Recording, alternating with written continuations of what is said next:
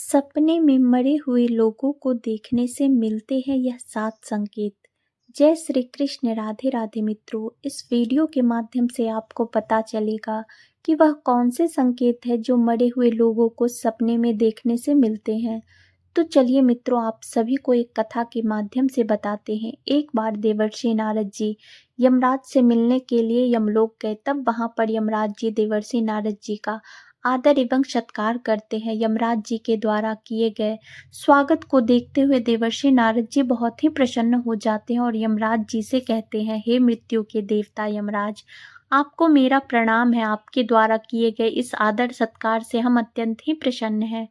मित्रों, फिर यमराज जी देवर्षि नारद से कहते हैं, हे देवर्षि नारद, आज आपका यमलोक में अचानक ही आने का क्या कारण है? अवश्य ही कोई महत्वपूर्ण कार्य या समाचार होगा जिसे लेकर के आप आए होंगे, या फिर हमसे कोई भूल हुई है। कृपया हमें बताइए। यदि यदि मुझसे कोई गलती हुई हो तो मुझे क्षमा करें। यदि आप मुझसे कुछ कहना चाहते हैं तो मुझे बताइए, मैं आपकी क्या सेवा कर सकता हूँ। तब देवर्षि नारद जी कहते हैं, हे धर्मराज, आप तो मृत्यु के साथ साथ अन्याय के भी देवता हैं। आपको पता होता है कि कौन सा जीव कब जिएगा और कब उसकी मृत्यु होगी। आपको समचराचर के भूत और भविष्य का भी ज्ञान है। इसलिए मैं आपके पास अपनी एक शंका लेकर के आया हूँ जो मुझसे हल नहीं हो पा रही थी। इस वजह से ही हम आपके पास यूं अचानक ही पधारे हैं। मुझे इस शंका का निवारण चाहिए जिसे आप दूर करने की कृपा करें। फिर यमराज जी कहते हैं, हे देवर्षि नारद जी, आपके मन की बात जानना हमारे बस का नहीं है। आप तो तीनों लोकों की खबर रखते हैं। आप भगवान श्री हरि विष्णु के सबसे प्रिय भक्त हैं और भगवान विष्णु की वजह से ही चराचर जगत की माया की रचना हुई है। दूसरी बात, आप समस्त शास्त्रों के भी ज्ञान रखते हैं, किंतु अगर आप मुझसे कुछ जानना ही चाहते हैं तो मैं अवश्य ही आपकी सहायता करूंगा। हे देवर्षि नारद जी, आपको जो भी शंका या आपका जो भी प्रश्न है तो आप निसंकोच होकर मुझसे पूछ सकते हैं। मैं आप अपने सामर्थ्य के अनुसार उसका जवाब देने का प्रयास अवश्य ही करूंगा। अब देवर्षि नारद जी कहते हैं, हे यमराज, आज मैं पृथ्वी लोक का भ्रमण करके आया हूँ। मैंने पिशाच, प्रेत, कुष्मांड, बैताल, चुड़ैल, पिशाचिनी आदि प्रकार की कई विभिन्न चीजें देखी हैं जो जंगल में निवास करती है। इसके साथ ही मैंने यह भी देखा है कि यह सभी दुष्ट शक्तियां मनुष्यों को परेशान करती हैं, उन्हें बहुत ही दुख देती है। उन विचित्र चीजों को मनुष्य के साथ ऐसा करता देखकर मुझे बहुत बुरा लगा, इसलिए ही मैं आपके पास आया हूँ। इसके पीछे का क्या कारण है? यह सभी बुरी शक्तियाँ मनुष्यों को क्यों परेशान करती है? इसके साथ ही मेरे मन में एक और प्रश्न है कि मनुष्य कई बार अपने सपने में अपने पूर्वजों को देख लेता है, तो इसके पीछे का क्या कारण है? सपने में मरे हुए लोग दिखाई देने का क्या कारण है? इससे मनुष्य को कौन से संकेत मिलते हैं? मैं समस्त मनुष्य जाति के कल्याण के लिए इन प्रश्नों के उत्तर को जानने के लिए ही आपके पास आया हूँ। देवर्षि नारद जी के प्रश्न को सुनकर के यमराज जी कहते हैं, हे देवर्षि नारद जी, आपने समस्त मानव जाति के कल्याण के लिए उचित ही प्रश्न किए हैं। मैं आपको इन सभी प्रश्नों के उत्तर देता हूँ, किंतु उससे पहले मैं आपको एक अत्यंत ही पवित्र कथा सुनाता हूँ। इस कथा में आपको आपके सभी प्रश्नों के उत्तर मिल जाएंगे। आप इस कथा को ध्यान से अवश्य सुने। जो भी मनुष्य इस कथा का श्रवण करता है, मैं उसके 18 अपराध माफ करता हूँ। तब देवर्षि नारद जी कहते हैं, हे धर्मराज, आप मुझे वह महान कथा सुनाइए, मैं इसे ध्यान से अवश्य सुनूंगा। अब यमराज जी देवर्षि नारद जी को कथा सुनाते हुए कहते हैं, हे देवर्षि नारद जी, एक समय की बात है, मध्य देश में एक अत्यंत ही शोभायमान नगरी थी जहाँ पर एक सेठ अपने 5 भाइयों के साथ निवास करता था। सेठ और उसके सभी भाइयों का विवाह हो चुका था और सभी बड़े प्रेम के साथ एक दूसरे के साथ रहते थे। सेठ के पास किसी भी चीज की कोई कमी नहीं थी। सेठ और उसके भाई बहुत मेहनती थे। वह सभी मिलजुल कर व्यापार और खेती करते।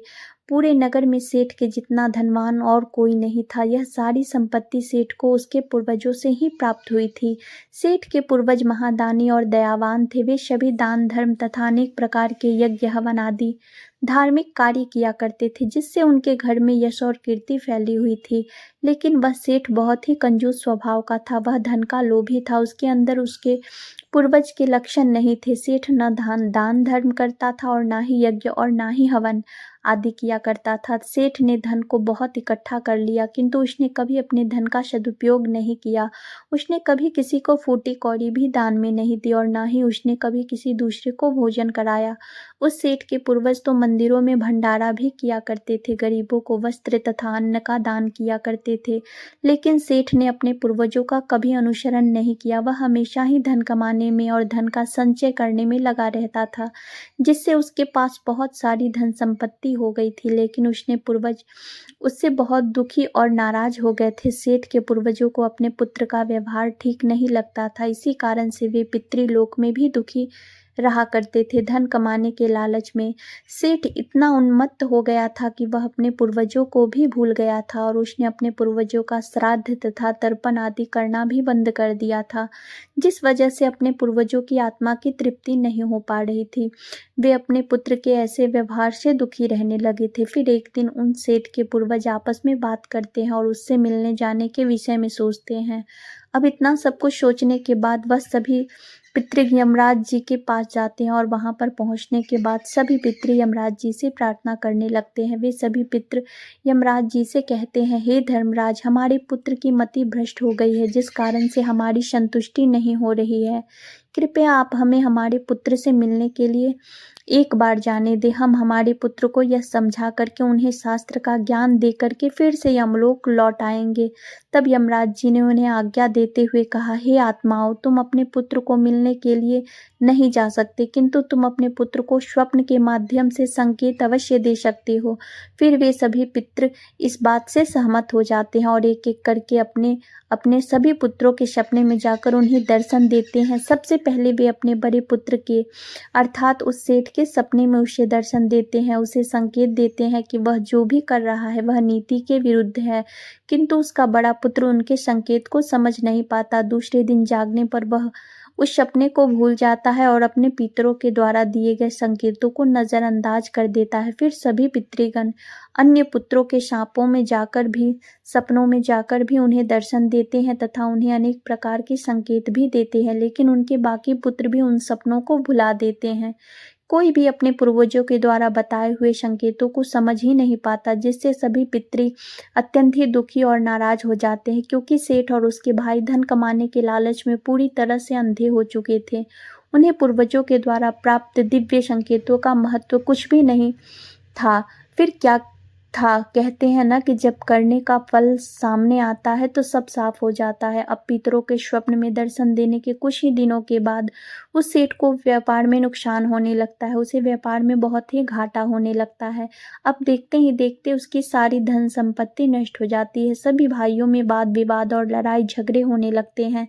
पूर्वजों द्वारा जमा की हुई सारी जमीन जायदाद वह बेच डालते हैं और पूरी तरह से बर्बाद हो जाते हैं। सभी भाई एक दूसरे से अलग हो जाते हैं और अपना अपना पेट पालने में लग जाते हैं। उधर स्वर्गलोक में पितरों को अपने पुत्रों की ऐसी दुर्गति देखकर बहुत पीड़ा होने लगती है। सभी पितृ अत्यंत ही दुखी और उदास हो जाते हैं। फिर से वे सभी यमराज के पास जाते हैं। उनके पास में पहुंचकर उनसे कहने लगते हैं, हे धर्मराज, हमसे हमारे पुत्रों की ऐसी दुर्गति नहीं देखी जाती। हमारे द्वारा किए गए सभी पुण्य कर्मों को हमारे पुत्रों ने नष्ट कर डाला है, जिस वजह से उन सभी भाइयों में लड़ाई झगड़ा होने लगा है। साथ ही वह अपनी सारी धन संपत्ति भी गवा बैठे हैं। कृपया आप कुछ ऐसा उपाय करें जिससे हमारे पुत्रों को उनकी भूल का पता चल जाए। फिर यमराज उन पितरों से कहते हैं, हे महान आत्माओं, तुम्हारी इस व्यथा को मैं समझता हूँ, मैं तुम्हारी अवश्य ही सहायता करूंगा। मित्रों, सभी पितर ने इतनी बात कहने के बाद यमराज जी धरती लोक पर जाकर के एक साधु का रूप धारण कर लेते हैं और उन पितरों के पुत्रों से मिलने के लिए जाते हैं। वहां पर पहुंचकर सबसे पहले वह उस सेठ के घर पर जाते हैं। घर पहुंचने के बाद वह देखते हैं कि वह सेठ अत्यंत बीमार होता है। सेठ की पत्नी साधु का स्वागत करती है और दान करने लगती है। जब वह दान कर रही थी तो वह उस साधु भेषधारी भगवान यमराज से अपनी सारी समस्याएं बताती है कि वह कितनी धनवान थी, लेकिन अब वह इतनी निर्धन हो गई है।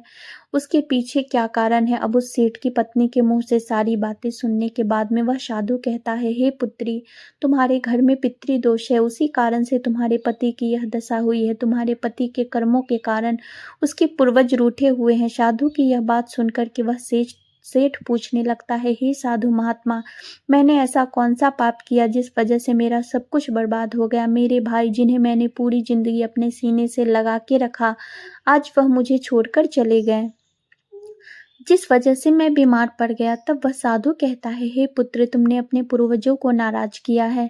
तुम्हारे पूर्वजों ने जो संपत्ति और पुण्य अर्जित किया था उसे तुमने और तुम्हारे भाइयों ने नष्ट कर दिया है। इसी कारण से तुम्हारी यह दुर्गति हुई है।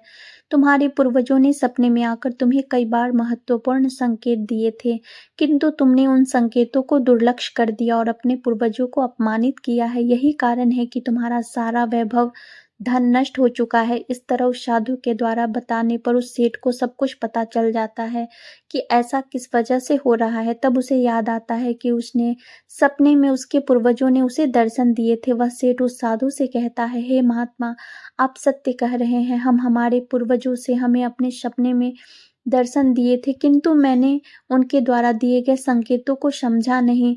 मुझे सिर्फ वह स्वप्न ही लगा, इस वजह से मैंने अपने उस सपने पर ध्यान नहीं दिया। कृपया आप मुझे सपने में पूर्वजों को देखने पर क्या संकेत मिलते हैं, इस बारे में बताइए। फिर वह साधु कहते हैं, हे पुत्र, अब तुम ध्यान से सुनो। सपने में पूर्वज दिखाई देने पर वह कौन से संकेत मिलते हैं, मैं उन्हें मिलने वाले संकेतों के बारे में तुम्हें बताता हूँ। तब वह साधु यमराज जी से कहते हैं, हे पुत्र, यदि पितरों का उद्धार नहीं होता है तो वे प्रेत योनि में ही मृत्यु लोक पर भटकते रहते हैं। वे भूख प्यास से व्याकुल होकर अपने परिवारजनों के घर में प्रवेश करते हैं। यदि सपने में घोड़ा, हाथी, बैल अथवा मनुष्य का विकृत रूप दिखाई पड़े तो समझ जाना चाहिए कि पितृ अपने पुत्रों के व्यवहार से बहुत ही ज्यादा दुखी हैं। जो मनुष्य पशु पक्षियों को अन्न का दान नहीं करते तो उनके पितृ अत्यंत दुखी होकर पशुओं का रूप धारण करके सपने में दर्शन देते हैं। यदि किसी को ऐसा सपना आता है जिसमें कोई पशु अथवा जानवर मनुष्य की वाणी में बोलता हुआ दिखाई देता है, अथवा कुत्ता, बैल, गाय आदि प्राणी मनुष्य की तरह बातें करते हुए दिखाई पड़ते हैं, तो इसका यह अर्थ होता है कि मनुष्य के पितृ उससे अत्यंत ही रुष्ट हैं। ऐसे मनुष्य को भविष्य में भयंकर अपमान का सामना करना पड़ सकता है। ऐसे मनुष्य के जीवन में क्लेश होता है। उसके भाई बंधु पशुओं की भांति युद्ध करने लगते हैं। वह साधु यमराज फिर कहते हैं, यदि सपने में मृत परिवारजन कुछ मांगते हुए दिखाई देते हैं तो इस स्वप्न को मनुष्य को कभी दुर्लक्ष्य नहीं करना चाहिए। ऐसे सपनों का अर्थ यह है कि उस मनुष्य के पूर्वज असंतुष्ट है, उनके पितृक में तृप्ति नहीं हो रही है। जिस मनुष्य को सपने में अपने मृत पूर्वज कुछ मांगते हुए दिखाई पड़ते हैं तो उस मनुष्य का सारा अन्न भंडार समाप्त हो जाता है। वह घोर दरिद्रता में पड़ जाता है, वह भिखारी बन जाता है। इसलिए उस मनुष्य को तुरंत ही अन्न का दान करके अपने पूर्वजों के प्रति संतुष्ट करना चाहिए। यदि सपने में पूर्वज क्रोधी अवस्था में दिखाई देते हैं तो उस मनुष्य के पूर्वज उसके कार्यों से संतुष्ट नहीं है। वह मनुष्य जो भी कार्य अथवा व्यापार कर रहा है उसे उस व्यापार में नुकसान अवश्य ही उठाना पड़ता है। इसके द्वारा किए गए सभी कार्य व्यर्थ हो जाते हैं और उसका कोई फल उसे प्राप्त नहीं होता। यदि सपने में पूर्वज दिखाई पड़ने के बाद ही अचानक से अदृश्य हो जाते हैं तो आने वाले समय में उस मनुष्य पर कोई बड़ा संकट आने वाला होता है, ऐसा समझ लेना चाहिए। यदि सपने में कोई मनुष्य अपने पितृ परिवारजनों को रोता हुआ देखता है तो उसके पूर्वज उसे यह संकेत देते हैं कि उसे भविष्य में नुकसान उठाना पड़ सकता है, उसका सारा धन वैभव नष्ट हो सकता है और उसे भयंकर दरिद्रता का सामना करना पड़ सकता है। आने वाले संकट की घड़ी को देखकर पूर्वज सपने में रोते हुए दिखाई पड़ते हैं। यदि सपने में पूर्वज गंदे और मैले वस्त्र पहने हुए दिखाई देते हैं तो निश्चित ही उस मनुष्य का सारा धन नष्ट हो जाएगा, वह धनहीन हो जाएगा। अब वह साधु कहते हैं, हे पुत्र, यदि तुम्हें भी इस प्रकार के सपने दिखाई पड़े हैं तो तुम्हें अपने पूर्वजों को प्रसन्न करने के लिए दान, धर्म, तर्पण, श्राद्ध आदि कर्म करने चाहिए, जिससे तुम्हारे सभी कष्ट दूर होंगे। उस साधु की यह बात सुनकर के उस सेठ को अपनी गलती का एहसास हो जाता है और वह तुरंत ही अपने भाइयों के पास जाता है और उन्हें साधु के द्वारा बताई हुई बात बता देता है। फिर सभी भाइयों को समझ में आ जाता है कि उनके पूर्वज उन्हें सपने में आकर संकेत दे रहे थे और वे उनके द्वारा दिए गए संकेतों को समझ नहीं पाए, इस वजह से ही उनका यह हाल हुआ है। फिर वे सभी भाई मिलकर नदी के तट पर जाते हैं और अपने पूर्वजों के लिए श्राद्ध, तर्पण, दान, धर्म आदि कार्य करते हैं और अपने पितरों को संतुष्ट करते हैं। फिर एक दिन उनके पूर्वज उनके सपने में आकर उन्हें दर्शन देते हैं और उन्हें नाना प्रकार के आशीर्वाद देते हैं। अब इधर यमराज जी नारद जी से कहते हैं कि नारद जी, जब मनुष्य के पूर्वज संतुष्ट हो जाते हैं तब मनुष्य को अनेक प्रकार के संकेत प्राप्त होते हैं। यदि सपने में मृत परिवारजन सिर पर हाथ फेरते हुए दिखाई देते हैं तो सपने का यह अर्थ है कि वह बहुत अधिक प्रसन्न है। पूर्वज यह संकेत दे रहे हैं कि उस मनुष्य के जीवन में बहुत ही अच्छा होने वाला है। यदि पूर्वज मनुष्य की ओर हाथ बढ़ाते हुए दिखाई देते हैं तो पूर्वज यह संकेत दे रहे हैं कि मनुष्य जो भी काम कर रहे हैं उससे वे संतुष्ट हैं और उसे वह कार्य में अवश्य ही सफलता प्राप्त होगी। यदि सपने में पूर्वज स्वस्थ दिखाई देते हैं, उनके मुखमंडल पर तेज दिखाई देता है और उनके वस्त्र चमकीले और सफेद रंग के होते हैं तो उन पितरों को मुक्ति मिल चुकी है, ऐसा सभी को समझना चाहिए। अगर सपने में पूर्वज दूर आकाश में बादलों पर बैठे हुए दिखाई देते हैं तो यह शुभ संकेत है। मनुष्य के पूर्वज अत्यंत प्रसन्न हैं और उसे आशीर्वाद दे रहे हैं। इस प्रकार से उन सभी भाइयों को पूर्वजों द्वारा शुभ संकेत प्राप्त होते हैं और उनका खोया हुआ सारा धन और संपत्ति उन्हें वापस मिल जाती है और सभी भाई मिलजुल कर एक साथ रहने लगते हैं और सुखपूर्वक अपना जीवन व्यतीत करके दिव्य विमानों में बैठकर पितृलोक चले जाते हैं। तब फिर मित्रों, देवर्षि नारद जी कहते हैं, हे मृत्यु के देवता, आज आपने मुझे इस बात को बता के सच में मेरा और धरती लोक पर रहने वाले सभी मनुष्यों का उद्धार कर दिया।